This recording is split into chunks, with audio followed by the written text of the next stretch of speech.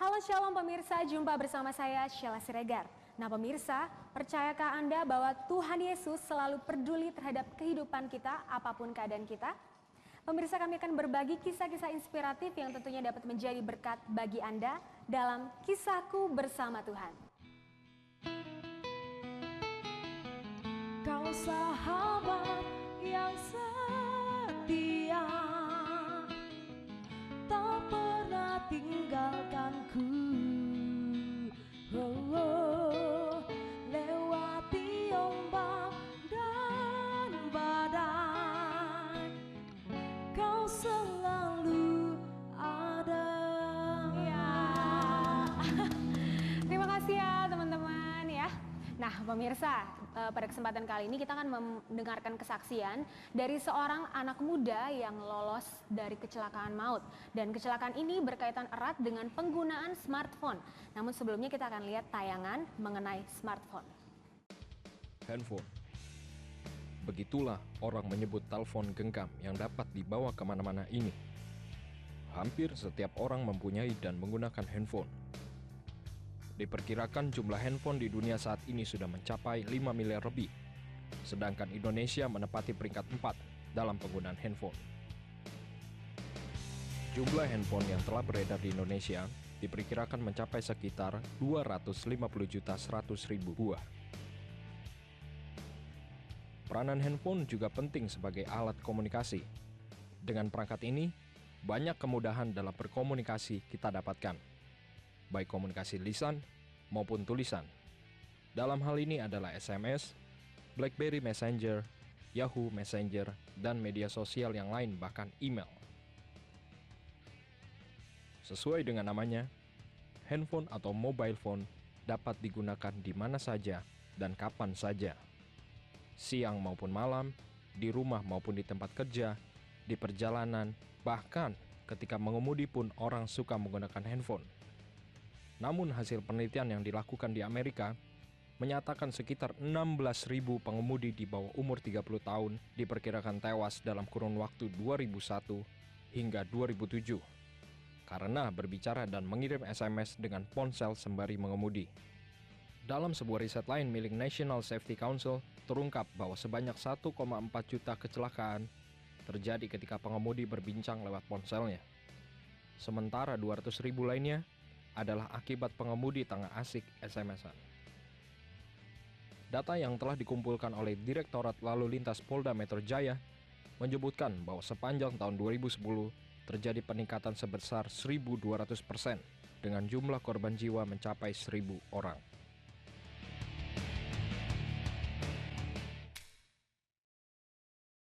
Nah pemirsa, kita akan berbincang-bincang dengan narasumber kita yang lolos dari peristiwa maut dan berkaitan dengan smartphone tadi. Namun sebelumnya kita harus lihat jeda berikut ini, jadi jangan kemana-mana, tetap dalam Kisahku Bersama Tuhan. Lewati jalan terjal mendaki, kau selalu ada.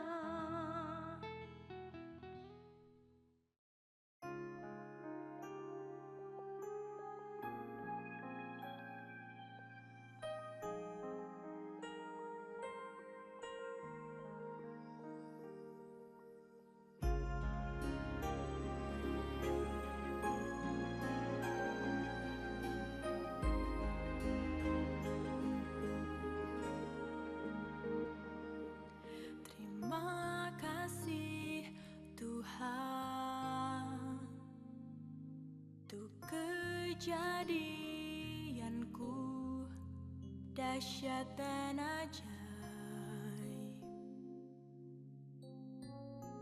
Ajaib apa yang kau buat. Kau menenun aku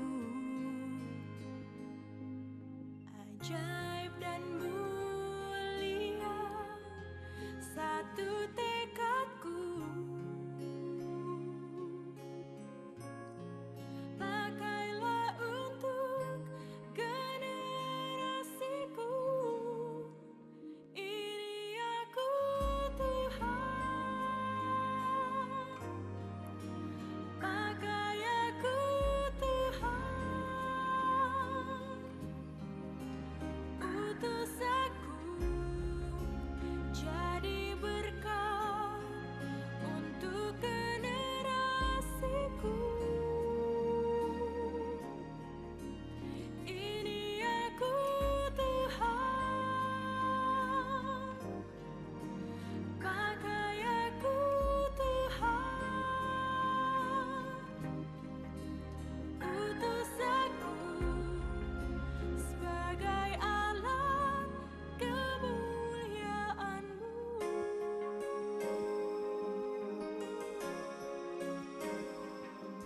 Terima kasih Tuhan untuk kejadianku dahsyat dan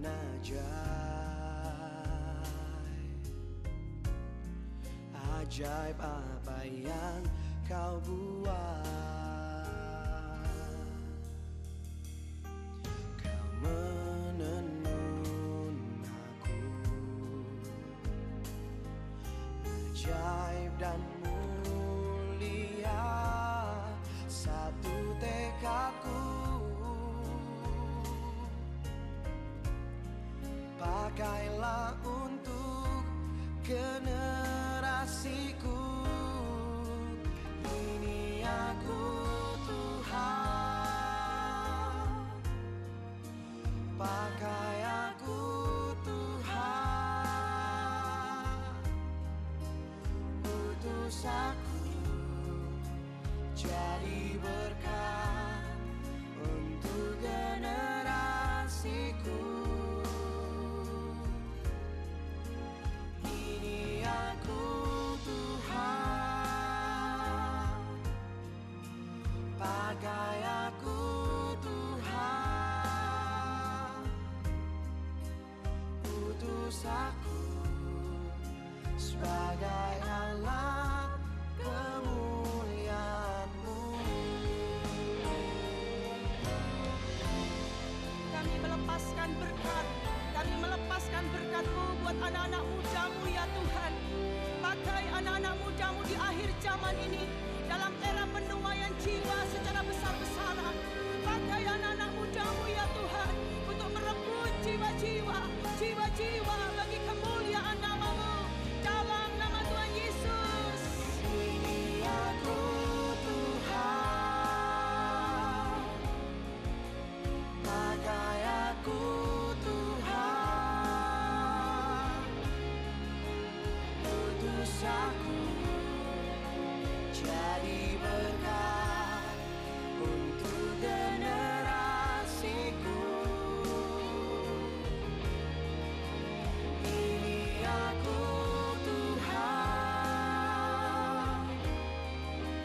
pakai aku Tuhan, utus aku sebagai alat kemuliaan-Mu.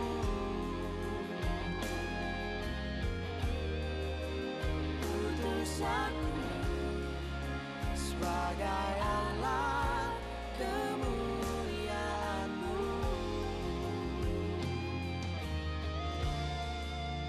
Utus aku sebagai alat kemuliaan-Mu.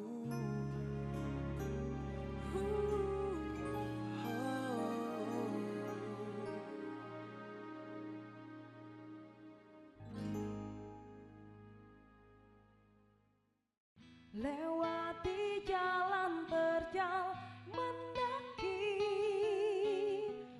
Kau selalu ada. Oke, iya. Terima kasih teman-teman. Nah pemirsa, kita akan ngobrol dengan narasumber kita pada kesempatan kali ini. Namun sebelumnya kita akan lihat dulu profil dari anak muda yang akan menyampaikan kisah inspiratif bagi Anda semua. Adrian. Begitu teman-temannya dan keluarganya memanggilnya.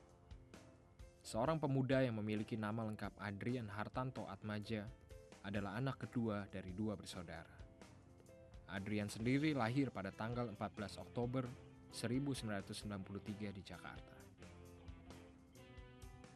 Dari taman kanak-kanak hingga menduduki bangku SMP, Adrian bersekolah di Strada Santa Maria I, Tangerang. Pada tahun ini, Adrian sudah berumur 18 tahun. Di umur yang ke-18 tahun ini, ia sudah menginjakan kakinya di kelas 12 dan bersekolah di SMAK PPK Penabur Gading Serpong. Adrian adalah sosok pemuda yang memiliki sifat kurang sabar, easygoing, suka menolong, dan menyukai olahraga yang sama dengan laki-laki pada umumnya. Bermain bola bisa dibilang olahraga yang paling disukai oleh Adrian. Sejak duduk di bangku 2 SMP, Adrian sudah mandiri. Bahkan Adrian sudah bisa membawa kendaraan beroda 4 ini untuk menemaninya bepergian.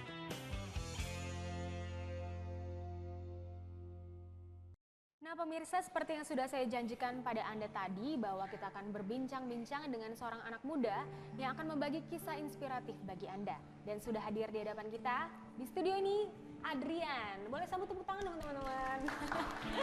Ya, Adrian, boleh kamu cerita sedikit nggak sih mengenai peristiwa saat terjadinya kecelakaan nih? Ya, jadi itu pada hari Minggu malam saya berencana sama teman-teman saya, mungkin perpisahan ya. Teman saya ada salah satu yang mau kuliah keluar, jadi bikin perpisahan. Nah, saat itu malam acara jam 6 sore sekitar itu saya pergi bersama 2 orang teman saya yang ikut kendaraan saya menyetir. Nah, sampai di sana kurang lebih sampai pukul 10 atau jam 11 malam. Di daerah mana itu? Itu di daerah Serpong juga, di perumahan ya. Nah, itu dari arah sana pulang, saya bersama 2 orang teman saya juga. Sampai sana pulang sekitar jam setengah 11 malam. Saya setelah drop mereka, saya arah pulang ke rumah. Memang dari awal saya berkomunikasi ya dengan handphone, dengan BlackBerry. Saya BBM-an. Jadi sambil nyetir, ya, sambil main handphone juga sambil gitu? nyetir, saya sambil main handphone. Memang dari awal orang tua sudah menasihati, tapi saya menyepelekan, mungkin menganggap sudah biasa, jadi tidak masalah. Cuman kali ini saya dapat teguran, jadi sambil nyetir, saya sambil BBM-an. Nah, pada saat itu kurang lebih melewati Mall SMS, dari arah Mall SMS menuju Hotel Aston. Saya lewat sambil memencet handphone, kurang lebih jaraknya tinggal 20 meter atau 15 meter menuju bundaran. Yang seharusnya kita sudah mengambil agak kiri, tapi saya masih dalam posisi lurus karena saya sedang membalas BBM seseorang dan sedang membalas. Lalu saya letakkan BB saya di porsi sebelah. Ketika saya fokus ke depan, itu trotoarnya sudah terang, sudah mengenai cahaya lampu dari mobil saya. Kemudian saya tidak sempat berpikir atau apapun lagi, saya hanya menginjak rem karena saat itu posisi kecepatan mau mencapai 60. Ya, mau mencapai 60. Saya injak rem tapi tidak keburu mungkin. Jadi ban depan kanan mobil langsung menghantam trotoar. Nah, saat itu saya memang kondisi saya salah. Satu, saya tidak memakai seat belt. Nah, di situ saya udah salah. Jadi ketika menghantam ban depan itu, setir langsung membentur dada saya. Setir langsung membentur dada. Kemudian di saat setir membentur dada itu saya sudah tidak sadar. Kemudian mobil terbalik serong ke arah depan kiri, langsung terbalik. Di saat terbalik itu saya semakin tidak sadar lagi. Kaca depan pecah, kaca belakang pecah, dan kaca penumpang belakang pecah. Pada saat terbalik, saya tidak bisa merasakan apa-apa lagi dan sudah tidak sadar. Tapi memang sebelumnya sudah ada firasat atau belum sih akan terjadinya kecelakaan seperti ini? Memang firasat mungkin menurut saya tidak ada, cuma kali ini saya merasa saya begitu pede membalas BBM-nya agak lama, karena biasanya saya membalas sambil memperhatikan jalan. Tapi kali ini saya membalas agak lama, kemudian saya taruh, baru saya lihat jalan. Di situ bedanya. Nah setelah itu, setelah kejadian mobil terbalik, ini ada yang nolong nggak sih? Atau dibiarin sampai berapa lama gitu? Ya. Nggak ada yang ngeliat gitu? Saat mobil terbalik, saya masih fasih mendengar, masih bisa mendengar. Dan kemudian saya mendengar ada kericuhan orang-orang ya, mulai datang mengurumuni saya, mulai dari sapam yang ada di sekitar bundaran ya, maupun orang-orang lain yang berkerumun. Nah kemudian ada 3 orang yang saya jujur saya tidak kenal dan saya tidak tahu. Mereka datang dari arah berlawanan bundaran. Mungkin mereka melihat bahwa ada mobil terbalik, karena mobil terbalik itu lampunya pasti otomatis menyorot mereka. Dan mereka langsung melihat, langsung mereka ke lokasi karena kebetulan mereka melewati arah sana. Mereka berhenti, mereka berusaha membantu mengeluarkan saya dari mobil. Ketika sudah dikeluarkan, saya ditaruh di rumput. Jadi pada saat mereka menolong itu masih sadar atau enggak? Itu tingkat masih kesadaran bisa? Udah rendah banget. Jadi saya hanya bisa mendengar fasih-fasih saja, bisa mendengar, itu pun mendengarnya tidak begitu jelas. Jadi ketika ditaruh di rumput, 3 orang itu menolong, datang, dan ada 1 orang polisi yang kebetulan dia sedang jaga di showroom seberang SMS. Ada showroom mobil, dia jaga di sana. Dia mendengar kejadian itu, dia langsung datang. Dia menolong saya. 3 anak pemuda itu salah satunya meminta izin kepada Pak Polisi ini untuk meminjam telepon genggam saya karena Dan menghubungi keluarga. ya karena Pak Polisi itu mengambil semuanya. Iya, baik kita akan lanjutkan sebentar lagi nih karena kita harus melihat tayangan berikut ini. Jadi pemirsa jangan kemana-mana, tetap di Kisahku Bersama Tuhan. Lewati jalan terjal mendaki, Kau selalu ada. Puji Tuhan, saudara yang diberkati oleh Tuhan. Saudara sudah mendengar kesaksian bagaimana Tuhan tetap menepati janjinya. Mujizat yang kreatif masih ada. Dan dia berjanji, tahun ini, tahun 2013 adalah tahun pemulihan seutuhnya. Kita akan dibawa pada level yang lebih tinggi, entering the next level. Dan mujizat yang kreatif masih ada. Alkitab berkata dalam Markus 16 ayat yang ke-20, mereka pun pergilah memberitakan Injil ke segala penjuru, dan Tuhan turut bekerja dan meneguhkan firman itu dengan tanda-tanda yang menyertainya. Saudara, mujizat tetap masih ada sampai hari ini, bahkan sampai Tuhan Yesus datang yang kedua kali.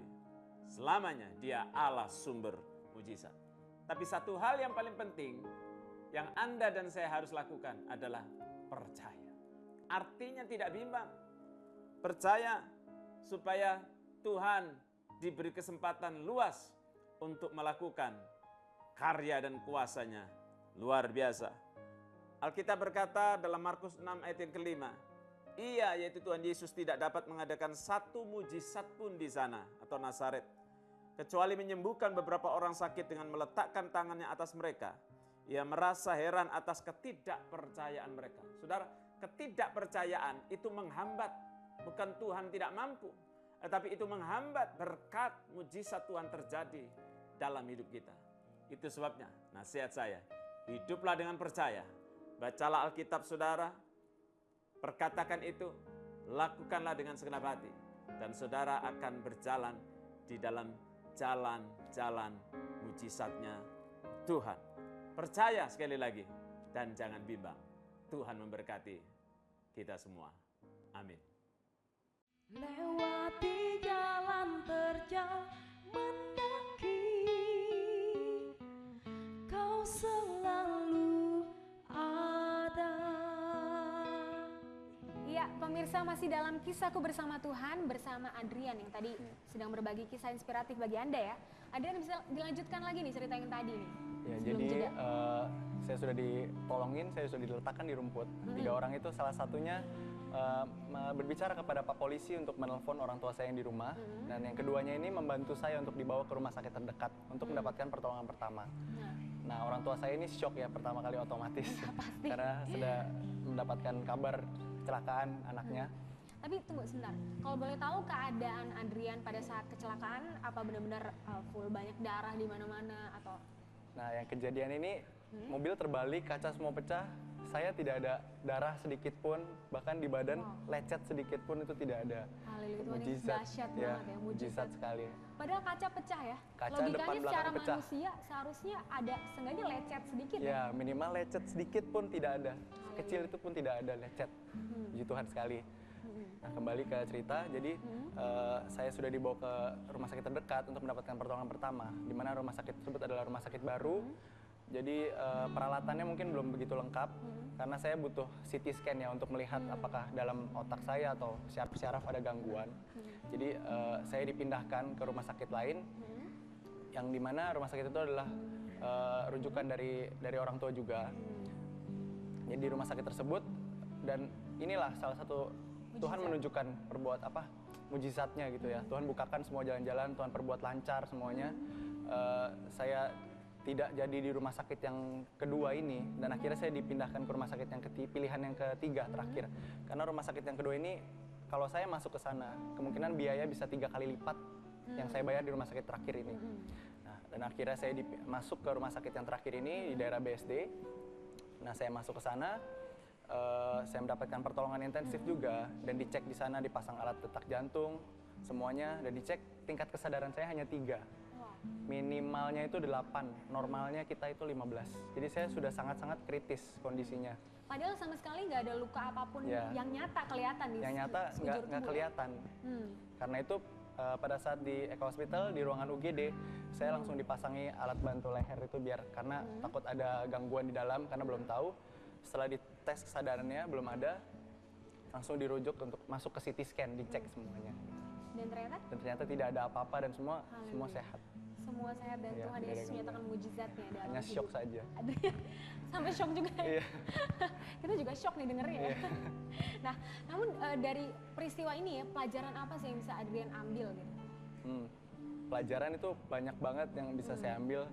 Yang pertama, mungkin harus tetap intim ya sama Tuhan. Tetap keep kontak sama Tuhan ya, jangan lost kontak. Berdoa itu sangat penting. Apapun, dimanapun, gimana pun kegiatan yang kita lakuin tuh doa. Memang sebelum kejadian peristiwa kecelakaan kamu nggak pernah berdoa gitu sebelumnya? Bukan begitu. Nggak, maksudnya belum benar-benar intim sama Ya, Tuhan. mungkin dari kejadian ini saya juga mendapat teguran.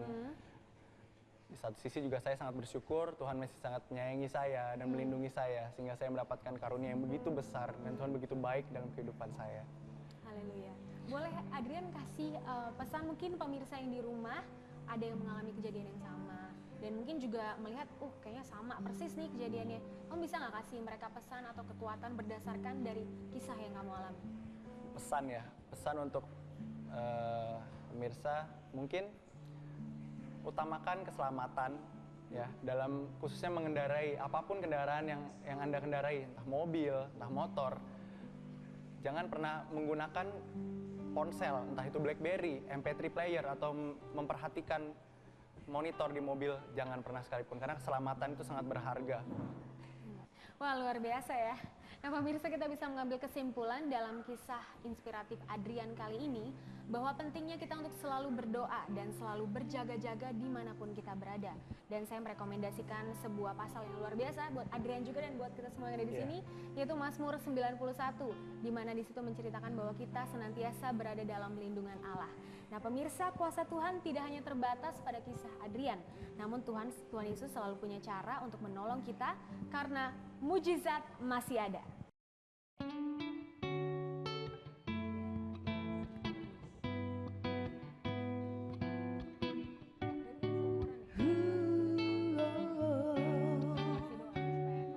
Ku tahu Bapa peliharaku, Dia baik,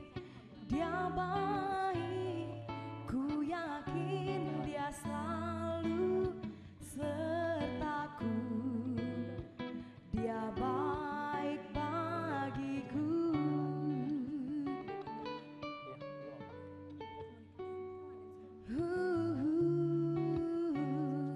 Ku tahu Bapa peliharaku, Dia baik,